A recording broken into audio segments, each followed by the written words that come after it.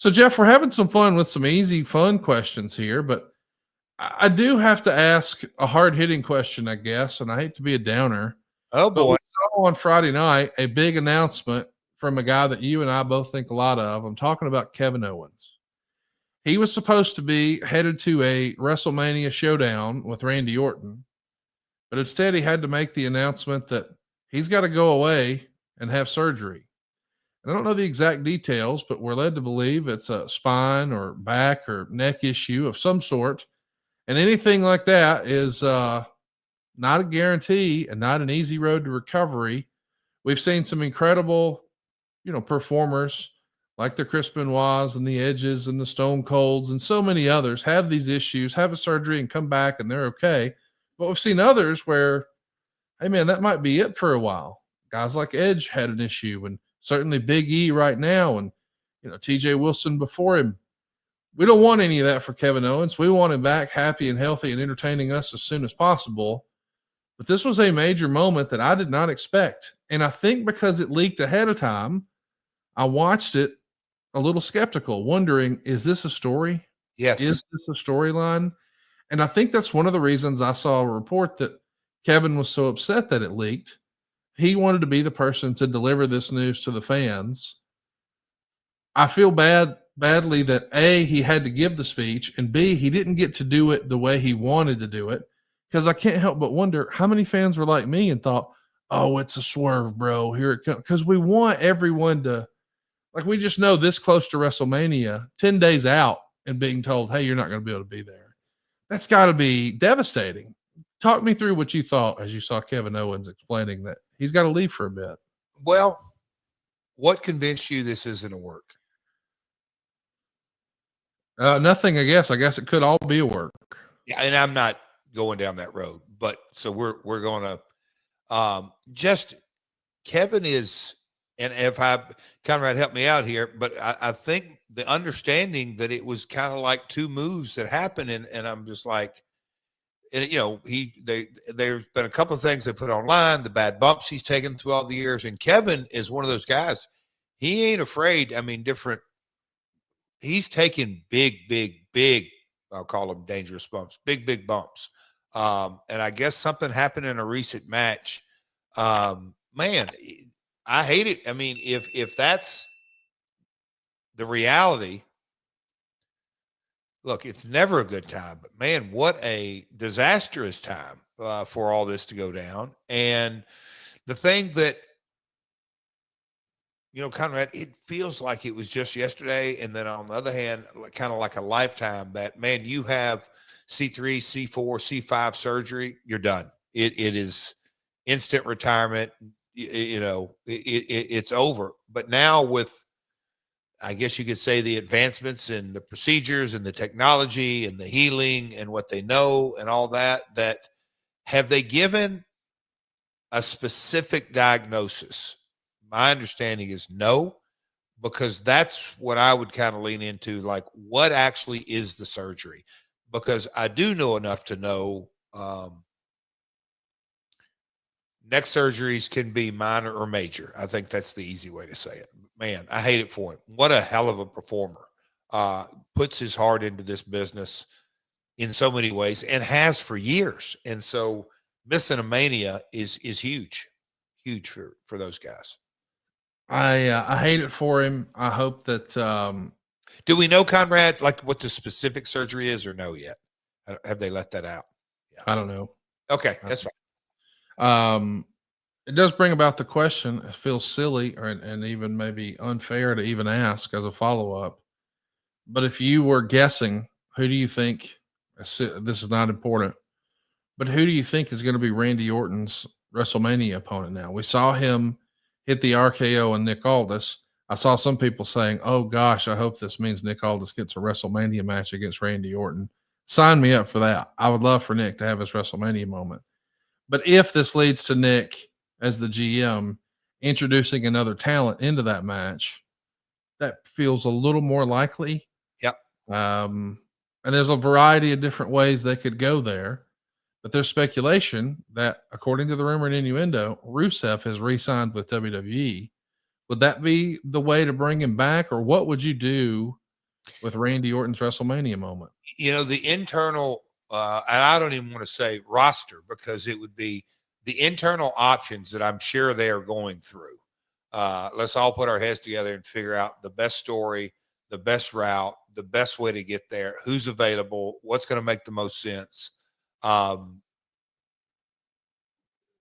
who deserves the opportunity to step into the ring with the Viper, who needs this opportunity. You know, I kind of think from a brand, no matter what promotion you're in, you're going to have to kind of look through, okay, Owens is off the board. Who do we have on our roster that, I mean, needs this kind of opportunity to take him to another level? That's why it's such just a shot in the dark until I had, you know, kind of options. Throw me some names out there, Conrad, if you know any that are being bandied around, because I have not followed this one. No, all good. I mean, I threw around enough. You know, I do want to ask about some other big news and notes. It feels like the big debate and the big discussion online this past weekend was about a segment that happened on SmackDown. And if you're a part of our live studio audience, you probably know what we're going to be talking about next. I do, before we get to that, want to hit another question from Trigger Cheese. Oh, come on with it, Greg. Why have the AEW replica behind you when you haven't won that shit? Is that you trying to send a message? Insert promo here. I think, you know, listen, sometimes people need they need some motivation. They need a goal.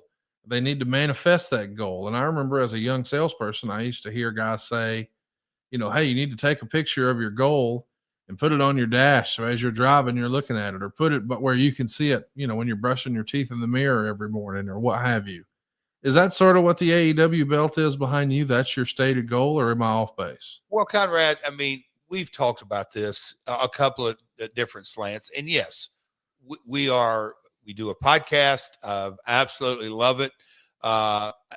Been having a blast since you conned me into this. All kidding aside, I do. I really enjoy the My World listeners, you know, whether it's conventions or at Dynamites or collisions or pay-per-views, or there's a guy in between breaks last night. Hey, shout out My World, not in all this. I see guys in the airport. Hey, will you tell Conrad? And so look, it is since the inception of the pod, I had the big gold one back there and the 10 pounds of gold and the IC belt, and I'd won all three of those. But, you know, as this year started, it was a big deal when I re-signed, because I think logic tells me, maybe others, but certainly me, I'm the one that's lacing up the boots. This is probably my last talent contract, and options included and everything that goes with it.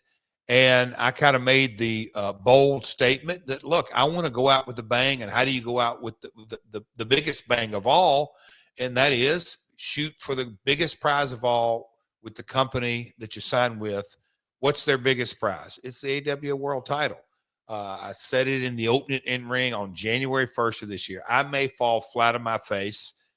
Karen has said around the house as of late, you're probably going to end up somewhere in between. What do you think? And I said, you know what? I have that belt because the big gold one is over there. You know, I have it back there, and for a number of reasons, both work and personal. You know, for years, my dad gave me way back that poem, Don't Quit. I read it at his funeral. In high school, I had a guy jumping rope.